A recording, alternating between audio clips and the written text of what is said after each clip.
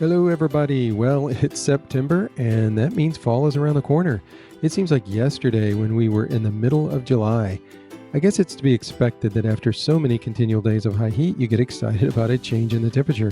It's also exciting to highlight another talented refinisher, and so a new month brings that opportunity. Stay tuned as we feature our 2020 September featured artist, and as we share a few noteworthy items in our newsworthy segment. This is Zebras Before and After, and I'm your host, Lane Ball. Our featured artist is no stranger to our refinishing community. She has been on the cusp of creativity in furniture refinishing, blowing all of our minds with the detail she puts into so many of her pieces. We are excited to have a conversation with our September 2020 featured artist, Courtney Weisel of Steel Birch Studios. Stay tuned as we find out more about Courtney, but also get into her mind on her creative planning process when she embarks on a new piece. Hi, Courtney. You've been on our podcast many times, and so we're really excited to have you on today and honor you as our September 2020 featured artist. How are you? Hey, Lane, I'm great, and thank you so much. I'm so honored, and wow. And by the way, your website looks amazing. Oh, thank you. Yeah, there's a lot of effort that was put into that. So, yeah, we've gotten some really cool feedback on it. So we're excited to see that thing up and seeing people enjoy it. So thanks for that. Well, I already am, so thank you. Very good. Well, for those of you who don't already know, Courtney is expecting a baby in January. This is so exciting, Courtney. Thank you. Yeah, we thought we'd spice things up during the pandemic, and so That's we're, right. but no, it's like most pregnancies, it was quite a surprise, and we've Uh-huh. had some adjusting to do, but we're both very excited, and Yeah. he's due on January 7th. Wow. Now, did I hear you say he is due? So you know what you're going to have. How cool is that? Yes, so it's a boy, and we're both pretty ecstatic about it, and but I'm already thinking about training him for helping me carry furniture around and things like that. So no, but we're both thrilled. Because sometimes people don't want to know whether they're having a boy or girl. Were you guys on the same page with that? Oh my gosh. Well, my husband he's so kind. He's like, he'd go with whatever I suggested, I think. I'm sure he'd probably want to know, but unfortunately, I can't stand surprises. And even if I said, like, let's not find it out, I know I'd probably peek or something. Like, I always knew what my Christmas presents were, like Did you? the night before kind of thing. So, Yeah. yeah, we were ready to know when we could. No, I'm like you. You reminded me of as being as a kid, because I think I drove everybody crazy because I really literally could figure out what I was getting. I don't, and I didn't open the package, but I don't know. I was just pretty clever in that way. And Blake does so, that too. He'll like grab the package and like shake it and he'll guess it. And I'm like, how? This is, it's like some kind of superpower or something. yeah, and I could always tell by the look on people's faces, like if I was right or not. And that's Yeah. that's what that was part of the fun of it, was telling them what I thought it was and then saying, "Oh yeah, yeah, that's what it was. I could tell by the look on your face. That's what Yeah. it And is." they're just like, what the heck? Yeah, just unwrap it now. Forget the surprise. It's no Oh surprise my now. gosh. Yeah. Well, I Yeah, totally commend the people that can wait, till the day of to find out what they're having. But, it's just not my style, unfortunately.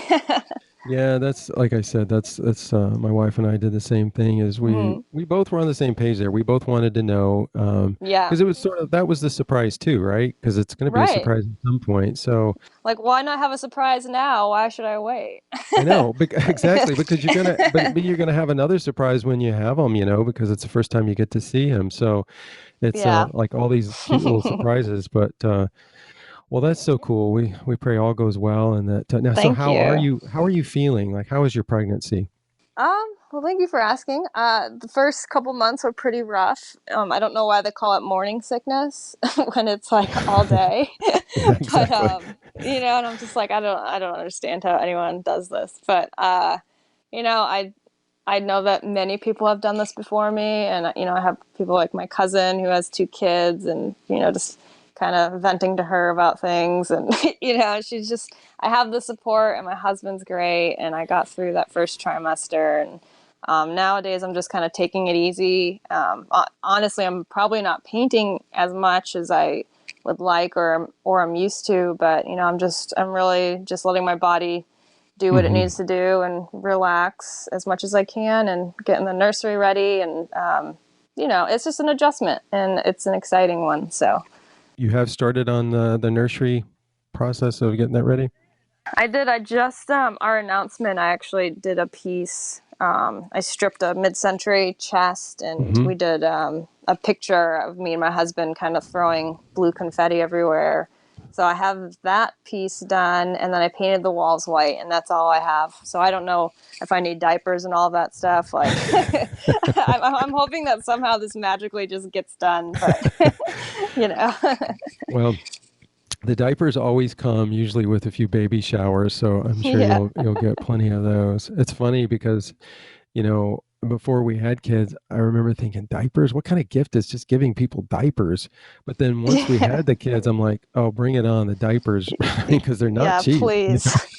Yeah, I know. And I know this is going to be a learning curve, but it's all, it's a new adventure, and it's exciting. So, and I will Yeah, have a very nicely designed nursery, hopefully. So yes, just, you will. it'll come along together slowly. Absolutely, and you'll have a good time doing that. But yeah, Yeah. it's an incredibly exciting time, and it's rewarding. Just like anything, there's challenges with it, but it's incredibly rewarding. And to see your little ones grow up, and we're at that stage now. Our oldest will be 18 in November, so it's just cool to be able to be a parent. So congrats Yeah. on you guys. Well, thank you very much. So you guys are in Charleston, South Carolina. I mean, that is such a beautiful place. How long have you lived there? Thanks. It is. I think we're coming on 10 years. Man, it went by so quickly. We both lived in New York City beforehand, and we were dating then, and just kind of really Charleston was a random choice. I had never been to Charleston, and we just kind Hmm. of up and moved here. And that's, I was younger, and we were just kind of being kids, I guess. But it's just it's been a great place to settle down. And the city is so much different than it was even last year. So many things are going up and getting developed, and but it still has its old charm, which is something that we love. And I'm from Syracuse, New York originally, and it's probably snowing there right now, so I'm very I mean, I'll trade humidity for that, That's any right. day. But and my So, mom actually just came down to visit me, and she's just like, I just don't know. She's still in Syracuse, so she just, uh she's like, I just don't know how you guys deal with this. Like, it's just so hot. I'm just like, well, snow gets old. It does. So, yeah, you know what? It is a trade-off. I mean, the humidity, yes, it's bad, but it's not all year round, of course. yeah. And I don't know. I just, it's funny how you change too. When I was young, I always liked winter, but now that I'm older, I really enjoy summer, spring, and fall. Just Yeah. not a big fan of the winter, but it's fine. At least it's not so bad in the South. Yeah. Yeah. I agree. So, how far are you guys from downtown Charleston? We've we keep like getting further and further away. Right now, we're probably about 20 minutes Uh-huh. downtown, which isn't bad. But when we came from New York City, we lived downtown, and I was able to bike everywhere, and that's when I was bartending, and it was just that's where we wanted to be. That's what was important to us. And then like as things have changed, and we've just the rent has like gone up like so much and we're just like living in these tiny places, and we're just like it'd be nice, like I don't know, it'd be nice to have like maybe two bedrooms. And so eventually we live in a 4-bedroom home, 20 minutes down outside of downtown. And I mean, I can't imagine I just love having the space, and I love being able to work, and Yeah. have my businesses. And it's just, I don't know, there's something about living in the suburbs that I never thought I'd appreciate so much. Do you guys go to the beach very often? Oh my God. I should say yes because we're so close, but I mean, we haven't really gone as much as we should. gosh, I mean, maybe a couple times a year, but it's fun. Yeah. It's embarrassing to say because we're so close. But I think that's true though for a lot of people. When you live close to something, whether it's the ocean or some sort of an attraction, that a lot of people travel to, I think it's because you always know that it's there and you can go anytime. So maybe you'll Right. just go tomorrow and then Yeah. tomorrow never comes. I know. It's so bad. It's just like I'm always, I don't know, I'm always like doing things throughout the day. And just like anybody, think like life gets busy. But I think it is important to take time to, Yeah. appreciate the, you know, beautiful nature that's around you. So maybe you encourage me to get over there. Yeah, well, maybe you guys can go in the next couple of days and just sort of relax out on the Yeah. sand. So my most common question today, of course, is speaking of humidity, what's it like in Charleston weather-wise? Oh my gosh. It's hot. It's humid. It's not snowing, like I mentioned, but it's probably like mid 80s. And yeah, it's really sunny, which is nice. But I know it's coming up soon when fall will hit, and it's not the fall like I'm used to growing up. When the leaves all turn and Hmm. things do change in the scenery, but it's just like that little chill that is in the air that makes it like really Hmm. comfortable, and I'm looking forward to that Yeah, here I think soon. that's I think that's why so many people like September because it's sort of a turning point in that it's not really winter and you get some of those breaks from the heat. I know for us here in North Carolina, which is not that far from you, we're supposed Yeah. to get a bit of a break in the next couple days. It should be what was typically in the 90s is supposed to be in the lower 80s and lower humidity. So, man, we're all Oh, saying, yeah. bring it on. We cannot wait for a break in the humidity and heat. Yeah. So it's a precursor to the fall weather for sure. No kidding. Well, Courtney, you were on episode 6 of this season, and we talked about how you overcame alcoholism. And I would encourage our listeners to go back and listen to that episode. It's incredibly inspiring. Having said that, I would like for you to sort of recap your story on a high level, if you would. So I started refinishing furniture after I had a bit of a restart in life. When I was 28 years old, I guess I couldn't say willingly because I was not ready to go to treatment and I was not ready to stop drinking. But Hmm.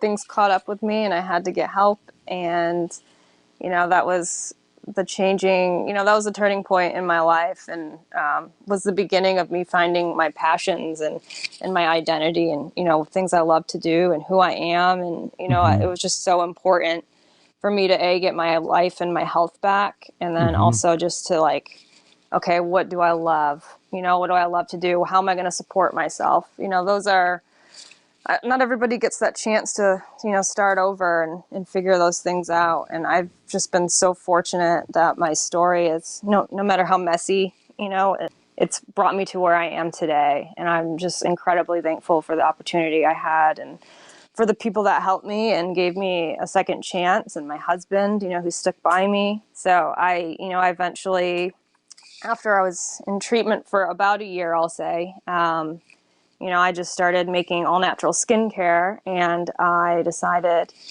instead of bartending, I was gonna, start my own business. And at first, it was just a little, like maybe someday someone will buy these things, And now my products are in Charleston, all around, and actually in other states as well. So it's just like so cool to be able to see people buying my products, and knowing that I put my heart and my soul into every one I make, and they're healthy and all natural. And I donate a portion of each sale to help people get into treatment for alcoholism and Hmm. addiction as well. I think in the past year we were able to contribute to one person's recovery, and I think Wow. overall we've helped about 4 people get into treatment, because it's surprising. Alcoholics and addicts, they don't have money when it's time for them to get help Right. and pay Right. for it. Yep. Surprise.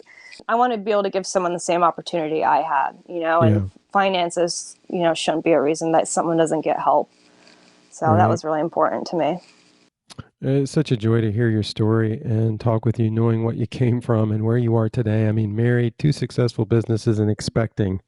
like, I don't know. I have to pinch myself sometimes because, I couldn't go to the grocery store. I couldn't drive, I Yeah. couldn't, it's just like this life that I'm living today seemed so impossible, and it literally started with saying, I need help Hmm. and I don't know what I'm doing and I can't do this, and just rebuilding from there. And, I mean, I Yeah. never would have thought that I'd be, on a podcast and having a family. I mean, this is all crazy. I still don't even know if it's real, but Yeah. I'm very, very, very appreciative.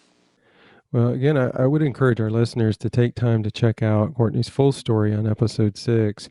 You mentioned your skincare business, and I know that some of our listeners, many of them, I'm sure, are perking up to think now, how can I get a hold of the skincare line and learn more about it? So, how can folks learn more about your skincare business? What website do you have? When I first started making skincare, I put it under Shop Steel Birch at Instagram, and my website is steelbirch.com. And you can learn about my story and my products and my process of formulating all on the website, and also about the recovery fund that I sponsor as well. So, and yeah, so that's how you can get in touch with me there. And your skincare line, just so folks know, I mean, you use a lot of natural, I mean, you use some essential oils and natural ingredients to produce these products, correct? Yeah, I do a lot of research on healthy oils, and Hmm. I don't use any synthetic fragrances or parabens or anything like that. So what I wanted to, when I'm turning over a new leaf in my own life with my health and my spiritual life and all that things, like I wanted to offer a healthy alternative to Hmm. to some of the junk that's out there. And there's so many just natural ingredients that are available to us that are right from God's earth. So why Hmm. not take that stuff and create something that's good for us? So Yep. it's really a joy to be able to work with all these ingredients. Well, getting back to refinishing, let me ask you this important question. What do you enjoy the most about refinishing furniture? Oh gosh, man, I would say two things. I love just the before and after. I mean, I think that anybody can really attest to that. Like, this thing was like getting thrown out on the street, and like people would pay to get it taken away, right? And now it's like you just transform it, and however you do the transformation, you turn it into something completely different, and someone is like so excited to pick it up and can't wait to put it in the center of their home. Hmm. That just the process is really, really cool. And I mean, sometimes it's a lot of work to get it to, like, the junk on the road to the masterpiece in someone's home, but that before and after is really, really rewarding. It's interesting. It's like a common theme with everything, isn't it? Whether it's, a piece of furniture or whether it's our lives, it's really about redemption and transformation. Yeah, And people, absolutely. it's so lovely to hear those stories and to see, especially when you're talking about furniture pieces as well, to see the before and after and see, how much work went into a piece. And as you're working on it, to think about, man, this thing is really coming together, and it's Yeah. so neat that it probably gets you even charged more when you get close to the end of a piece. Yeah, for sure. And it does. And I would say, like, the other part I really enjoy about refinishing is just when someone really, really appreciates like your work and what you've done to something, and you just, because it's like, I'm this is what I love to do and this is what I'm doing for fun. And when someone else appreciates it almost as much as you do, I don't know, that's like such a rewarding feeling. There's a Yeah. girl that just purchased a big buffet that I did, and it was like a chippy white farmhouse buffet, and it went into her Airbnb, and it's a coffee bar now, and it looks fantastic, and she's been just like sending me the pictures of like her staging it and putting up the coffee mugs and stuff, and she got glass cut for the top, and that to me Yeah. is very special because it's like inviting me into their space, and I get to see how an idea that I have is going into Hmm. her bigger idea that she has in this Airbnb. And that's really neat to me as well. Now, were you creative growing up? Yes, I would like to think so. I was not good at math or science or anything like that. I was actually going to say, I'm sure we'll talk about this a little bit about the design process and, painting in general. But, I've always written. I was actually editor in chief of my high school paper, and I write poetry still today. And, a lot of the just creative processes of writing, I find are similar to my refinishing. Everything's very, very colorful in my world. Yeah, it's always interesting talking to furniture finishers, and I love asking that question because a lot of times people will say, yeah, I mean, I did do certain things that I guess would be classified as creative, but never really was drawn to it. And then they get a job and have a career that's, not necessarily creative from an artsy standpoint. hmm And then later, after their career, they discover this, creative talent that they have, especially with hmm furniture finishing. So it's neat to see, those that like yourself have always been creative, and then those that maybe never really discovered their creativity until they got into furniture finishing. So it's exciting Yeah. to hear those stories. And I think even creative people, like when you think of an artist, so like I'm an artist for a living, that sounds so like, oh, that's so hip and cool. And that can never be, like I need Hmm. a 9 to 5 job to support myself. And an artist maybe looks like this, but Hmm. it's really not true. There's so many artistic outlets, jobs that you can have. And refinishing just happens to be one of those that you can learn, and you can like expand your creative mind, and you can have no experience or you could have a lot of experience. It's just a really flexible outlet that you can have and support yourself. And it's really exciting. So I'm super glad I'm doing it and supporting myself from it. We're going to talk about the creative process, and we'll do that in just a little bit. We'll go into some of your pieces and find out how you planned. But I do want to find out because I think you mentioned in episode 6 as well that you don't do a lot of commission work. Is that still the case? Yeah, it is. Once in a while I do. Like I've done a couple nursery pieces, ironically. And some girl is actually reaching out to me right now about a piece that she'd like to have done for her nursery. And, since I'm taking it kind of slow and doing my own pace, I kind of I have the spare time. And, if the project is right for me and it works for them, like I'll take it on, but typically I'm very particular and have like, listen, this is what I'm doing for this piece because I already brainstormed about it for six Yeah. months. And, like, I don't know. I've been fortunate enough to not do commission just so I can Hmm. have that flexibility. But it's also nice that I can pick up commission work when, it suits my schedule and my workspace. So I guess, is that a vague answer? No, no, not at all. I mean, that's what you do, and I Yeah. think that because of your creative style, because you have a lot of detail in it, and a lot of people said this as well. It's limiting sometimes when you do commission work. I don't Yeah. want to give the implication that you can't be creative with commission Yeah. work, but most people say that as well, that hmm it's just when you have a piece and it's not commissioned, you basically do whatever you think is right to do on that piece, and then you put it up for sale. And Yeah. that's part of the therapy in it. That's part of the fun and enjoyment in it, is that it's like there's nobody hanging over you telling you what to do to it. You're just taking your creative talents to the limit. Yeah. So, these pieces that you do, where do you find them at? Like, where have you found the best place to get refinishing pieces to work on? Oh man, so I've had this question so many times when people come pick up my things, like where do you find these? And they like really want me to say that there's like this secret flea market that I go to, Hmm. but there's not. Surprise! No, You have to have a password to get in. yeah, it's only one day a month and it's in a secret location. No, I do the typical, Facebook Marketplace.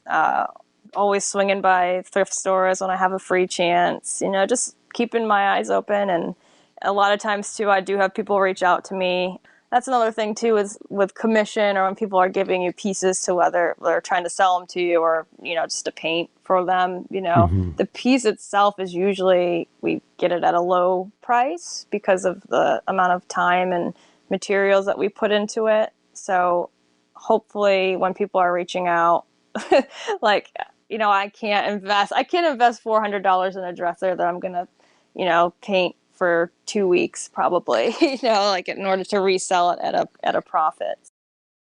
Courtney, I mean, I think one of the questions a lot of people have with respect to where you get your pieces is the challenge of finding pieces that, that don't cost a lot so that you don't have so much in the piece in the beginning that you Mm-hmm. can't make a profit off of it. Mm-hmm. So I know that's probably something that comes along as the more experience that you get as far as knowing how to, is that a good price, or is that too much Oh money? my gosh. Yeah. Um, do you find prices going up a little bit on whether it's Facebook Marketplace or shops or estate sales? Have you found the price going up, or is it pretty consistent? I have.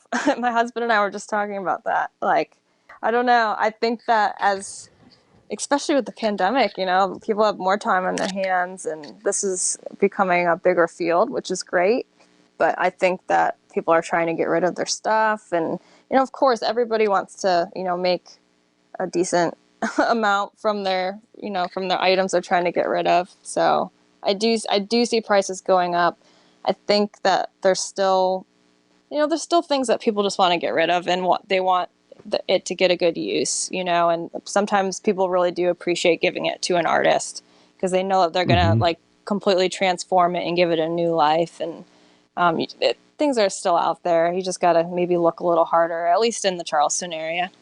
Well, with the prices going up, or at least noticing that, do you also notice that people are willing to lower their prices if you counter them with an offer?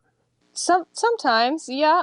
I honestly, I'm usually looking for like the $30 junk dresser with the broken drawers that people are just trying to get rid of, or it's just a piece maybe I'm willing to spend a little bit more on. I know has like Mhm. a great structure. It's an antique and it's worth something. Even Yeah. without me involved, it'd be worth something. So it people are typically reasonable, and and I try to be reasonable too. If I'm trying to sell something, there's certain buying standards and selling standards I think that we should have as artists as well. So if someone's asking for a price and I think it's too high, maybe I'll see if they'll go down. And if not, that let's consider me maybe in the future if you don't have luck. And a lot of times they do reach back out if they don't. Well, it never hurts to counter offer or to offer a price maybe that's a little bit less than what they're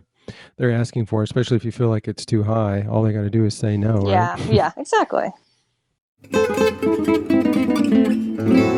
This podcast is sponsored by Zebra, makers of the high-end yet affordable line of application-specific paintbrushes.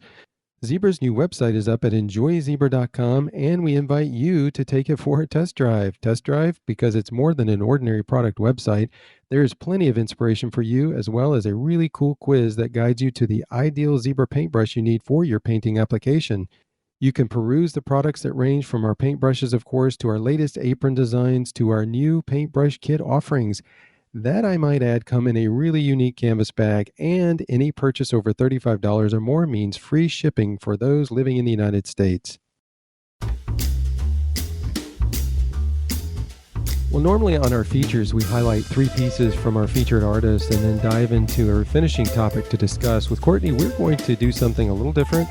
Courtney, your styles cover the gamut. I mean, you'll do a beautiful chippy farmhouse piece, and then you'll do a very complex refinishing project on a mid-century piece. So we thought it would be beneficial to discuss several of your projects, allowing you to share your planning, creative processes on the pieces we will discuss. Listeners, please note that all of these pieces are featured on our blog under the September Featured Artist, so you can check out the pieces we're discussing, or you can listen on our YouTube channel. Just type in on the search for YouTube, Enjoy Zebra, and make sure you spell zebra with an I. Well, before we dive into these pieces, Courtney, I want to ask you a few general questions. So you find a piece online or at a sale, you bring it home. Now what? I mean, tell us how you go about determining what you're going to do with a given piece. The answer's a little complicated, but it can either start with the piece itself, like this piece is gorgeous, it has all these details, and it's beautiful no matter what will be done to it. Basically, there's Hmm. just certain pieces that have that charm. Like there's this amazing oak cabinet I just bought from It was a farmer. He hand built it, and it was just like incredible. It was like a tall desk with a really tall hutch on top. And I mean, it had a broken glass panel, but like really it was just such a beautiful piece, and it was handmade. It was just so special, and I just, I did black milk paint on it and did caning on the cabinet doors. And that was just something that was, I added to it, but it itself is an amazing piece, on its own.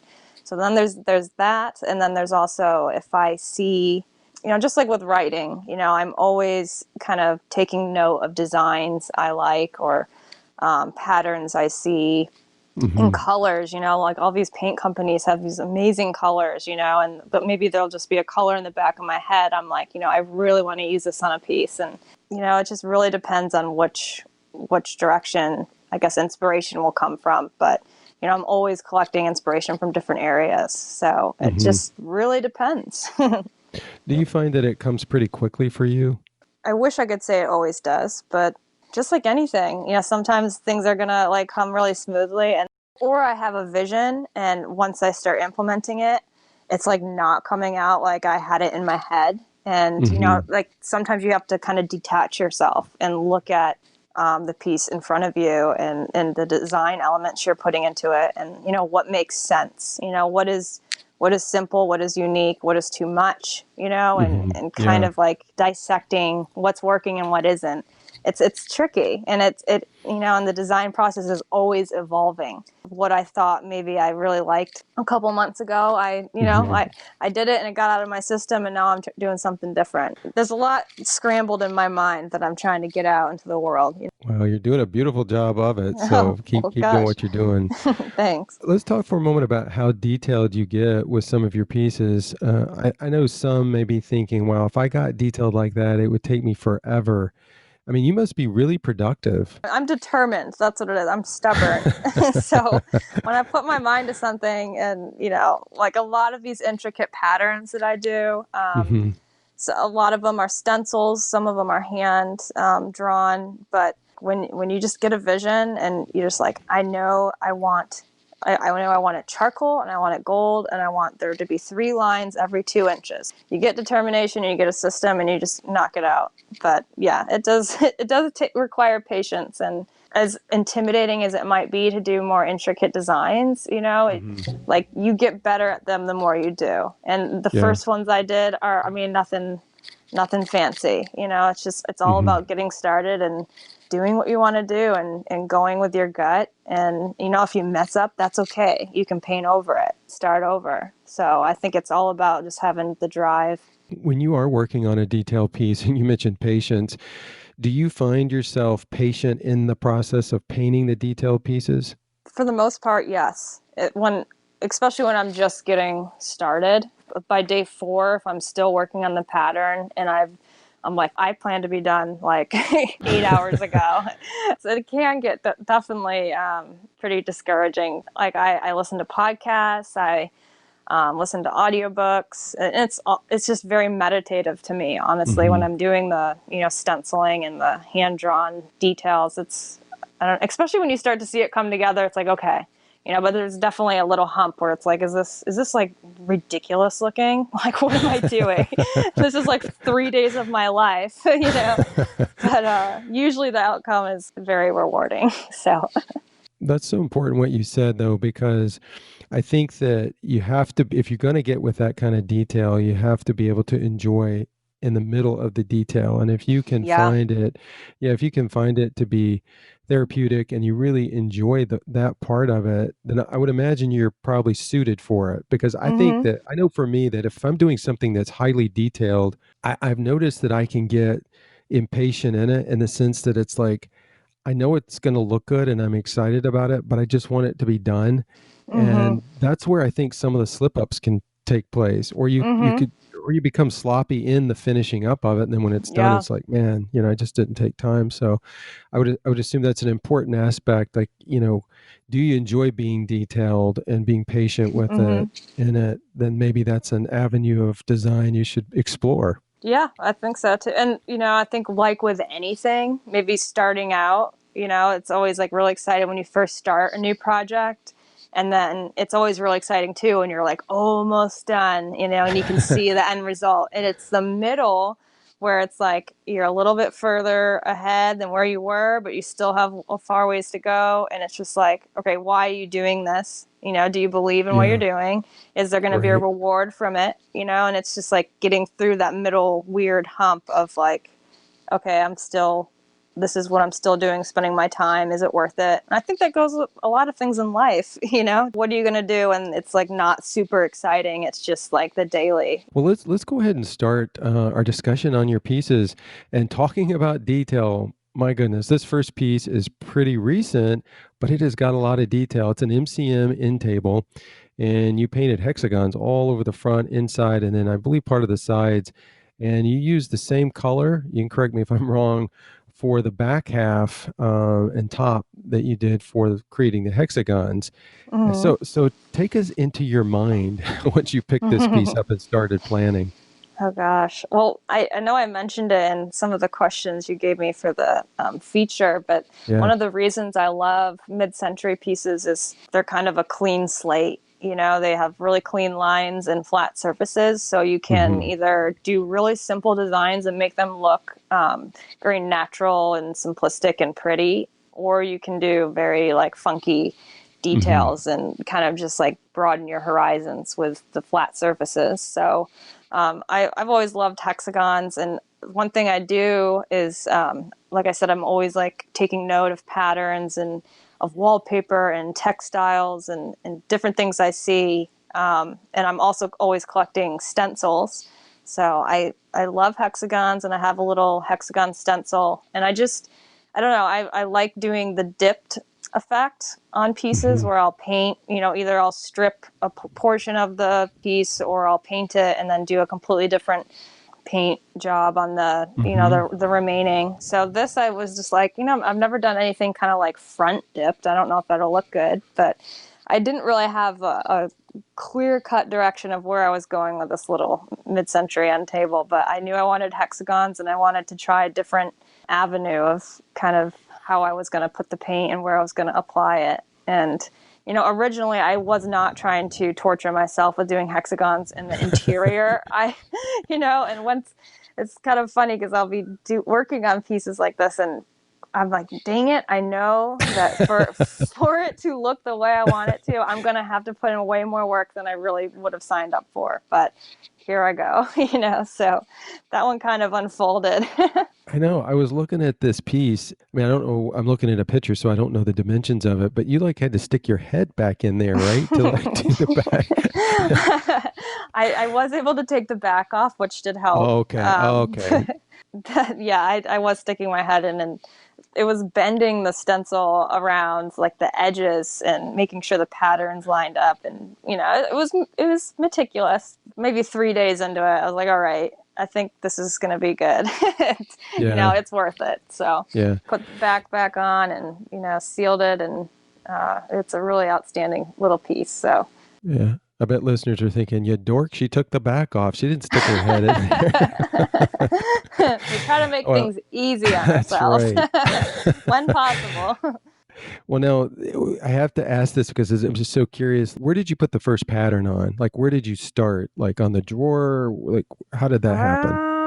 I believe I started. Oh, I did it on one of the sides. So I was like, okay, I'm gonna start it on the side because that's an easy place for me to apply the stencil. And it's like I took a step back to see if it was the look I was hoping for, and then I continued for another week or so, however long it was. Yeah, I start like where it's probably going to be easiest and most visible, I guess. I Hmm. guess that whole, no matter what angle you're looking at it, you're going to see the hexagon dip. Yeah. Now, did you sell this piece? I did, yes. This is, I think, a legitimate question. A lot of people would want to know, with the amount of time that you put into it, was it worth it financially as well? It probably could have been more. It probably should have been more, but it was, I kept my price, high enough where it was definitely, I had a couple lowball offers, and it's just funny because it's like, you have no idea what I've endured, but I don't say those things at all. And I just, the person who is going to appreciate it, and it's going to go where it's supposed to go, as I've Yeah. just always remind myself. And I think other artists should, like, listen, not everybody's going to appreciate everything that you do or think that your work is like, you should get paid a certain amount, but that person's not for you, and you Yeah. don't need to sell your work to them, and it's going to go where it should. And I ended up selling it to somebody who just was so excited about it going into her new apartment, and she was super complimentary, and and that's what is worth it. That's what Yeah. it's worth it in the end. Yeah, and imagine the conversations that are going to be had in her apartment over this piece for years to come. I mean, Yeah. that's a really good point, and we've tried to emphasize this as well. But it's just like a painted canvas, right? I mean, it's like you sell it to the right buyer, and the right buyer is the person who's going to appreciate it, and they're going to be Yeah. willing to pay a price for it. So that's really important. You talk about being patient, not only in the process but also in the selling process too, to Oh wait for yeah. the right buyer. And not everybody's going to understand you, and not everybody's, and that it's just a part of having acceptance, Right. and just like, this is what I do and I love it, and hopefully someone who buys it will too. And and Yeah. so far I've like been well taken care of in this venture, so it's Hmm. working out. Well, in April, you worked on a chest. You stenciled a pattern over the entire piece using teal. It's funny because you mentioned in your post that this piece gives you happy vibes, and you said one reason that it was happy vibes is because you love stenciling in teal, and then two, because you finally finished stenciling in teal. I cracked up at Yeah. that. That was really funny. But again, take us into creative mind as you planned this piece out. Yeah, I love bone inlay pieces. Like Anthropology has a ton of Yeah. bone inlay pieces, and you can always, they're so detailed. And I mean, true bone inlay actually has, the carved, hand carved Hmm. markings and stuff. So you could get stencils that are bone inlay pattern, and they are definitely time consuming, but they are so rewarding in the end. And you can use different, I've done several pieces with bone inlay stencils, and you can just use different colors, and the contrast is like so vivid, so I've done like blue and white, and this one was green and teal, or white and teal. I would just say take it a drawer at a time, and take it aside at a time, but in the end, like, the reward is just, it's really stunning. So that was one of those pieces. It was, gosh, it was completely falling apart. I mean, I think I used like probably like 9 clamps on it, honestly, to like put it Wow. like back together. And I mean, it was not really anything worth looking at all. And it's really, it went into this girl's new home that she just bought here in Johns Island, and it's super special as well. What kind of top coat? Because it has kind of I don't know, is it a matte finish?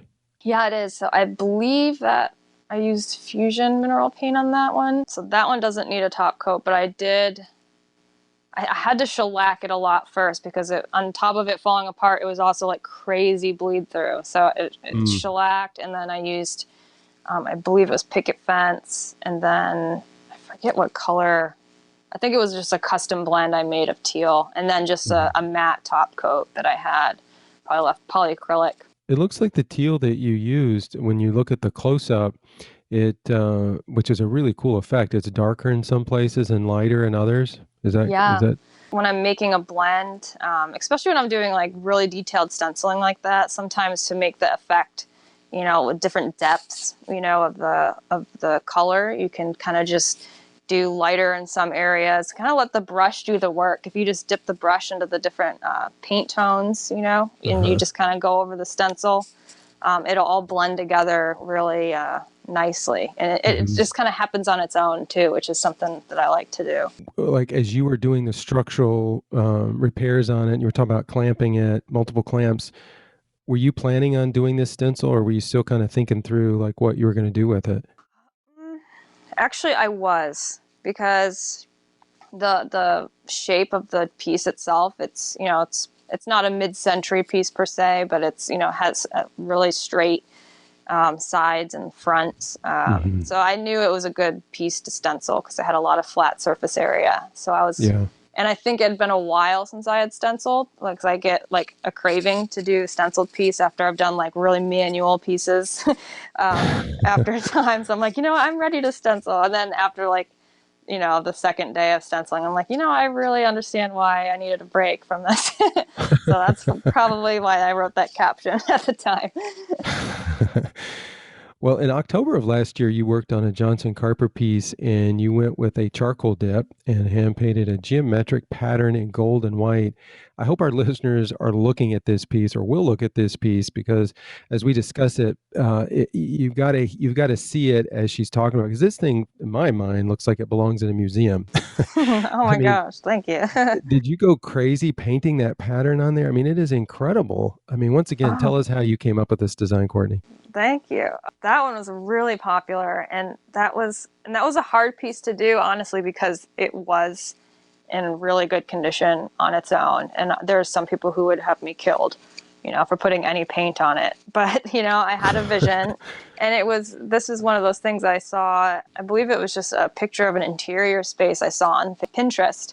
And it Hmm. was just this really cool charcoal wallpaper with gold details, and it was lattice.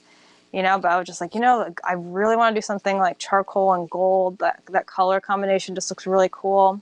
With this one, I just happened to see a retro pattern someplace that was really angular and divided up between like a bunch of different squares and diamonds. And I just kind of it was just one of those things I went for. And I didn't have a stencil for it. I just had a ruler and a gold paint pen. And that is, I really enjoyed doing this because it was just something so different. And I didn't know how it was going to turn out, honestly. I didn't know if it was going to be like, oh, why did I think I could hand draw this? But Mm. I went for it. And by the time, I was done, I took a step back and I realized it needed some more lines. And so maybe that was another, day of work, but it was just kind of taking inspiration from a lot of different places and implementing it. And yeah, it was kind of intimidating because, it was such a nice piece of furniture and I wanted it to be remarkable, but Hmm. it was kind of like going through the scary parts of the unknown, per se. Yeah, you wanted the art of what you did to it to match up with the piece itself, and it does. I mean, now I would think that as you maybe get about 75% complete on it, that do you start getting a little bit nervous, like, okay, now it looks great. I can't mess up. I can't mess up. I can't mess up. Yeah. Yeah. I mean, you get the groove, Yeah. especially by the time I'm probably more nervous, like starting out as opposed to Okay. like towards the end. But yeah, I mean, those moments come for sure, especially when you're going around the edges, because I always want things to line up and, Hmm. for the patterns to, be cohesive. So that is Right. always kind of tricky to make sure. There's Hmm. some places I couldn't get the ruler to fit and I had to do it by hand and keep my hand really steady. And let me tell you, when I was drinking, I wouldn't be able to draw a straight line for like if my life depended on it. So the Yeah. fact that I'm doing this is just like so absurd. That is, I mean, that's so interesting, and that's cool that you even brought that up because Yeah. when people see it and they realize the work, and to realize that's not a stencil, but that you did it with ruler and hand, I mean, it's just incredible. Well, this next piece we wanted to include not only because it's so unique, but because of what you said about it. You said it's funny how one brush stroke can take your painting plans in a completely opposite direction. It's an Yeah. antique dresser painted in white, but it has sort of a Monet feel about it with soft blues and a few spots of darker blue. It's really pretty. So tell us more about how this one brush stroke led to this design. Yeah. Well, I always admire the artists that just do all this blending and just like really like serene finishes on their pieces. And I'm typically more structured or pattern oriented or color blocking or things like that. But this one I had initially just planned to paint it blue, like a light blue, I think, and I was priming it and I happened to have some of that blue on my brush and as I was putting the white primer on, I just like saw that like one brush stroke that reminded me of like a beach, Hmm. and I was like, I don't really do this, but I'll just go for it, and so I swapped out I just like swapped out the primer and white paint and just kind of like went to town and I had no direction really. I was just like, I know I want it to be light, and I want it to be like really free and airy, and Hmm. we'll see how it goes. And what's the worst that could happen? I don't like it, and I just paint over it and then go with my original plan. So Yeah, I'm glad you thought it was yeah. inspirational. That's a cool way to look at it because it allows you to be creative. I mean, you never would have done that, right? Had you not thought Yeah. that way. The hardware at the top drawers is kind of cool too because it in an abstract sort of way it looks like sails. I mean, it's Ah, sort of yeah. all yeah, it's just all tiles that ties in nicely. That's really cool. Thanks. Well, in February, you took on the refinishing of a sideboard and you did some major work on it, collaborating with a welder. You also Hmm. had your husband do some structural work. Describe it to our listeners and tell us how you arrived at this design. Oh my gosh. Well, this is funny because like probably when you see the piece, the first thing you see is the bold color. But the color was the last thing that I even had planned for this piece. I just knew by the shape of this dresser. I mean, it's by far the heaviest piece of furniture I've ever had, and it like it doesn't. I've had a lot of sideboards and a lot of large dressers, but this one. We needed to completely rebuild the interior shelving area because there were drawers missing. Hmm. So that's where my husband helped me out. And I was so inspired on Pinterest by all these different metal legs that were just really unique and very simple and streamlined. And I wanted something very special. And I happened to make a relationship with a local blacksmith here in Charleston, and he does amazing welding work. And I just asked him if he'd create I just had an idea for a design for the legs that I wanted, and I just Hmm. asked if he'd consider creating them for me. And he's been amazing to work with, and he's like totally cool with my wild ideas. And um, like, I don't know, he's been like one of the highlights of my year refinishing in the past. Just because he's just, I don't know, it opens up my ability of things I can do, because Yeah. I can have him, create these things, and his talent is just insane. So he helped me create those legs, and by the time I got the interior part built and the legs, I'm like, okay, what color do I do? So, this was a different kind of design process, definitely. Yeah, it's almost like the based on what you did to it, the inspiration sort of came throughout the different steps and processes of working on it. Yeah, definitely. Yeah, like once you put the legs on, then that kind of inspired you to maybe go with the color that you went because it all balances really nicely. And the hardware, there's very little hardware on it, but sort of an Asian look, I believe, and Yeah, it's really cool. And the color, is it a blending of a couple different colors? yeah. So when I finally knew I was getting the legs, had the interior built, I was like, like my favorite color right now is like a tealish green. So that's what I Hmm. went. I know it's bold. It can go with a lot of different themes throughout someone's home. It can be really, really bright, or like it can be moody too. So I just wanted something that could, someone could take and they could use it and place it anywhere. And I blended the colors with a lot of leftover paint. I don't even know the brand. It's probably a couple different ones. But Hmm. and then I did just a brush stroke, I think, of some green over top. Hmm. So it just has a lot of like depth to it and different. Yeah. It's not all solid. It's definitely like a little weathered looking per se, but it's Hmm. still very, very modern. And the hardware was a last minute thought too. I was like, oh well, maybe I want to throw a little bit more gold in for a little bit more glam, and then I'm done. But it's a really amazing piece. Very, very heavy though. You mentioned earlier it's a piece that could go with a lot of stuff, and that's what I see in that. I bet, even like if this was in a home with some natural wood tones, Yeah, and that'd then look really this, cool. yeah, it would really contrast nicely. So, we included this next piece because it's a really beautiful empire chest, but also because you didn't put some of the detail into it like you have on some of the other stuff. So, how did you know what to do for this one? And if you would just describe it so our listeners know like the color and what it is. Yeah, which one is it? Is it the It's an empire chest, and I believe you painted. I think you used the Chateau Interiors milk paint on it, so it has a chippy look, and it has sort of a on the drawer, at least in your staging, it has like uh, some sort of a macrame thing hanging out the Oh, drawer. yes, yes, yes. That piece in itself is one of those just gorgeous antique, solid wood pieces. I think those pieces like can be any color and they just look phenomenal. But Mhm. Kristen from Chateau Interiors, her paint is just so fun to work with because the paint itself like just brings a piece to life, and it kind of makes up its own mind on what it's going to do. So, I Yeah. mean, yes, I'm the artist. I'm applying this medium to this, this piece, but ultimately the paint itself is going to give the piece its look, and it's going to decide how it does it in some senses.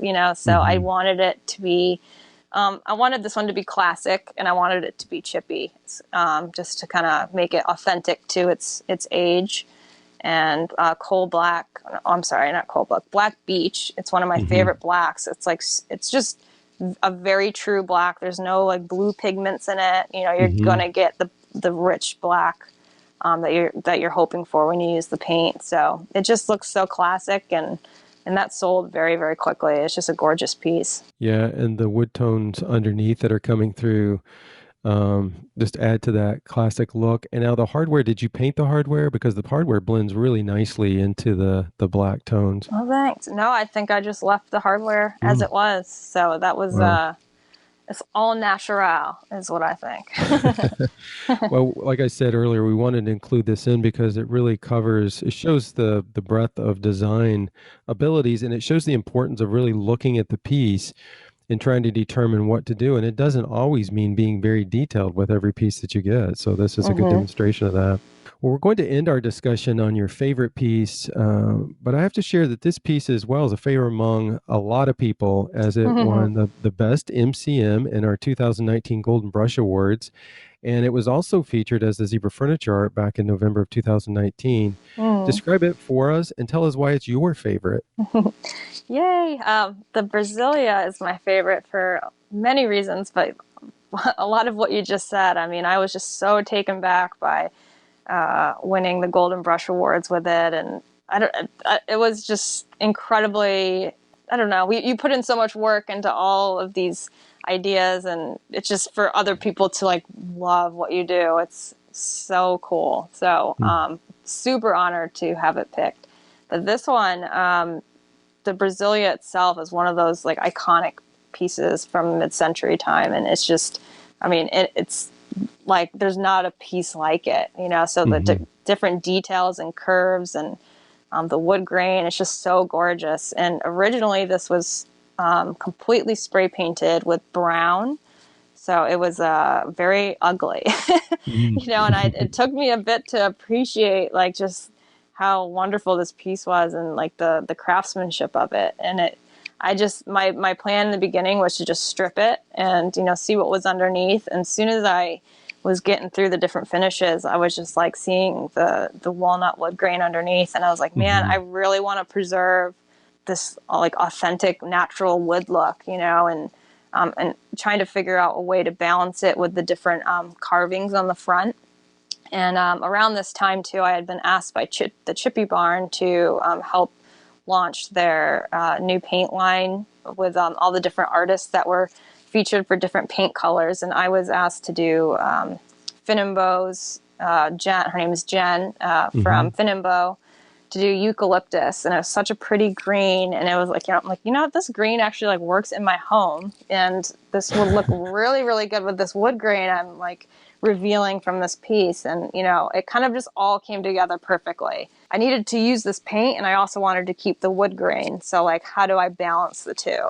And it Hmm. was a lot of trial and error. Like at first, how much more do I strip? How much more do I paint? And I think I even played around on my computer a little bit, playing with different Hmm. blocking different colors. And if this was wood and this part at the bottom was wood, where should I put the paint? So I was playing around a little bit, a lot of brainstorming, and it just ended up turning out. It's a very simple design, but it's unique still. So a lot of it's the piece itself, but just the colors and I don't know, it all came together and it's just breathtaking. And I kept it. So I don't How keep nice. pieces very often. So it's one of So you, those. you can continue to enjoy it. Now, Yeah. when you were doing this on the computer, blocking off color, did you arrive at this completely on the computer so that once you started painting, you had what you had done on the computer and you sort of had the plan mapped out? I had somewhat of an idea. I think I originally had more paint on the what I sketched up on the computer, but Uh-huh. when I'm actually there in front of it and just kind of seeing as it's unfolded, that's the thing. I mean, I can have all these ideas and visions in my mind, but when you're looking at the piece right in front of you, it's like, does it say what it's supposed to? You know what I Yeah, mean? How does it right. look like to like as you're staring at it? Does it look right? Is there too much? Does it need something more? And I just felt, I don't know, the way I ended up arriving at it was how it was supposed to be, and it Hmm. turned out really, really special. Yeah, I think that's a great point for our listeners, those that are interested in and how you go about the process is not only to obviously plan. Sometimes there is planning involved, but also be willing to to move away from your plan as you're painting because those things, like you said, develop as you start working on them. And it's neat to see how that unfolded. Yeah, definitely. Well, Courtney, it's such a pleasure to honor you by featuring you this month, having you on the podcast, and allowing the community to stop, look, and admire your work and your talents. I mean, your story is really incredible, and we all are so happy for you and your husband and your little one on the way. We look forward to having you on again, and we'll talk soon. Now, go put your feet up and rest at least for a few minutes. You deserve it, Courtney. Thanks Oh again. gosh, I appreciate it so much. Thank you for having me on. All right, you take care. Take care.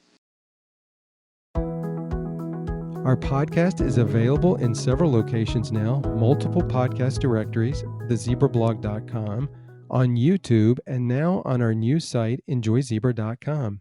We will continue to have thezebrablog.com to highlight our furniture refinishing community with monthly featured furniture refinishing artists, refinishing contests, well, essentially all things related to furniture refinishing. It's time for a new monthly contest theme for the Zebra Review. It's study desks for the September theme. Entries are open until September 30th, 2020. Many of you have been creating the ideal home workstation for your kids' school spaces by refinishing study desks, or maybe you just refinished a desk because your spouse is working from home. Either way, we are eager to see them and recognize the top 3.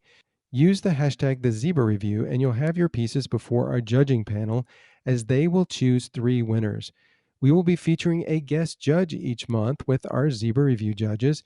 The guest will be the first place winner of the previous month's contest. This month's guest is Jen with Perfectly Imperfect Furniture Restoration. She was our first place winner for August. Welcome, Jen. Great prizes await the winners from Paint Couture Paint, D Lawless Hardware, Gary's Big Bowls, Surf Prep Sanding, and Zebra Paintbrushes. All pieces refinished from January 1st, 2020 to September 30th, 2020 are eligible for entry.